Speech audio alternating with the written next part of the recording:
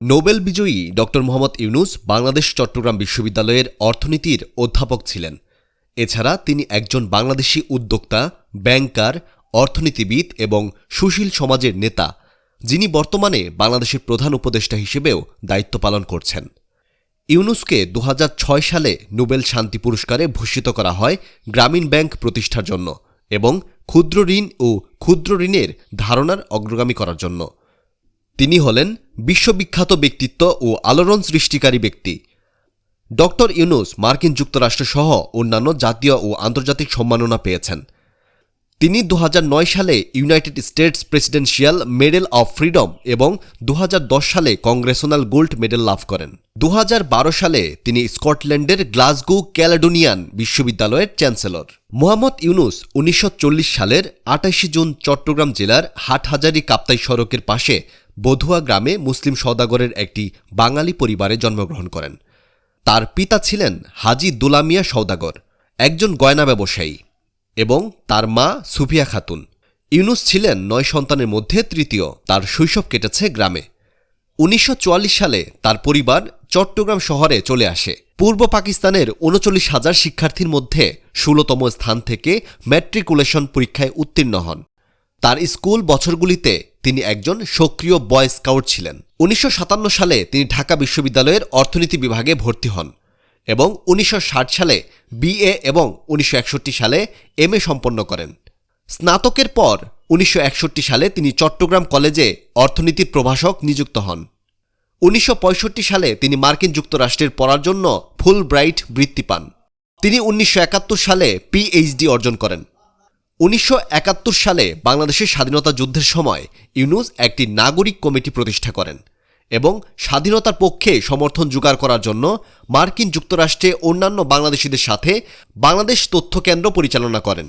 যুদ্ধের পর তিনি বাংলাদেশে ফিরে আসেন এবং নুরুল ইসলামের নেতৃত্বে সরকারের পরিকল্পনা কমিশনে নিযুক্ত হন। ১৯৮৩ সালে দরিদ্র বাংলাদেশিদের জন্য একটি পূর্ণাঙ্গ ব্যাংক হিসেবে কাজ শুরু করে এবং গ্রামীণ ব্যাংক প্রতিষ্ঠা করেন। ড. ইউনূস ২০টি দেশের বিশ্ববিদ্যালয় থেকে ৫০টি সম্মানসূচক ডক্টরেট ডিগ্রি এবং ১০টি দেশের রাষ্ট্রীয় সম্মানসহ ২৬টি দেশ থেকে ১১৩টি আন্তর্জাতিক পুরস্কারে ভূষিত হয়েছেন। বাংলাদেশ সরকার তার নোবেল পুরস্কারের জন্য একটি স্মারক ডাকটিকিট বের করেন। ইউনূসকে বর্তমান যুগের ১২ জন সর্বশ্রেষ্ঠ উদ্যোক্তাদের একজন হিসেবে ধরা হয়। ইউনূসের ক্ষুদ্র ঋণের ধারণা সারা বিশ্বে অসংখ্য যুবককে সামাজিক কাজে আত্মনিয়োগ করতে অনুপ্রাণিত করেছে। ইউনূসকে বিশ্বের সবচেয়ে ৫০ প্রভাবশালী ব্যক্তির মধ্যে ৪০তম স্থানে রয়েছে।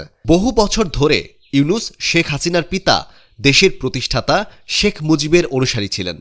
২০০৬ সালের প্রথম দিকে জাতীয় নির্বাচনে সৎ ও পরিচ্ছন্ন প্রার্থীদের প্রচারে অংশ নেন। তিনি সেই বছরের শেষের দিকে রাজনীতিতে প্রবেশের কথা বিবেচনা করেছিলেন।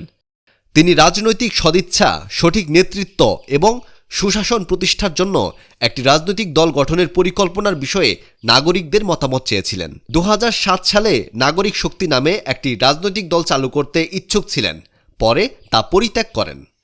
কোটা সংস্কার আন্দোলনের প্রতিবাদের মধ্যে ইউনূস ছাত্রদের প্রতি সমর্থন এবং বর্তমান সরকারের প্রতি তার বিতৃষ্ণা প্রকাশ করেছিলেন এবং শেখ হাসিনার পদত্যাগ এবং ভারতে চলে যাওয়ার পর ঘোষণা করা হয়েছিল যে ইউনূস প্রধান হবেন অন্তর্বর্তী সরকারের উপদেষ্টা। বর্তমানে তিনি বাংলাদেশের অন্তর্বর্তী সরকারের প্রধান উপদেষ্টা হিসেবে দায়িত্ব পালন করছেন।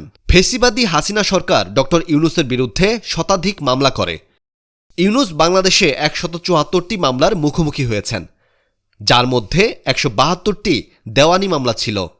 কারণ ২০১৪ সালের নির্বাচনের পর আওয়ামী লীগ এবং শেখ হাসিনা ক্ষমতা ধরে রেখেছিলেন। ইউনূসের বিরুদ্ধে একের পর এক বিচার শুরু করেন হাসিনা। ২০১০ সালে বিচারের মুখোমুখি করে এবং শেষ পর্যন্ত তাকে গ্রামীণ ব্যাংক থেকে সরিয়ে দেয়। ১ জানুয়ারি ২০২৪-এ বাংলাদেশের একটি আদালত শ্রম আইন লঙ্ঘনের জন্য ইউনূসকে ৬ মাসের কারাদণ্ড দেয়। তবে আপিল বিচারাধীন আদালত জামিন মঞ্জুর করেন। ৬ আগস্ট ২০২৪-এ সংসদ ভেঙে দেওয়ার পর বাংলাদেশের রাষ্ট্রপতি সাবেক প্রধানমন্ত্রী শেখ হাসিনার পদত্যাগের পর ছাত্রদের দাবি অনুযায়ী বাংলাদেশের অন্তর্বর্তী সরকারের প্রধান হিসেবে ইউনূসকে মনোনীত করেন। তিনি ৮ আগস্ট ২০২৪ তারিখে গণপ্রজাতন্ত্রী বাংলাদেশের অন্তর্বর্তী সরকারের প্রধান উপদেষ্টা হিসেবে দায়িত্ব গ্রহণ করেন। ডক্টর ইউনূস তার ব্যক্তিগত জীবনে অর্থনীতির উপর একাধিক বই, ম্যাগাজিন রচনা করেছেন।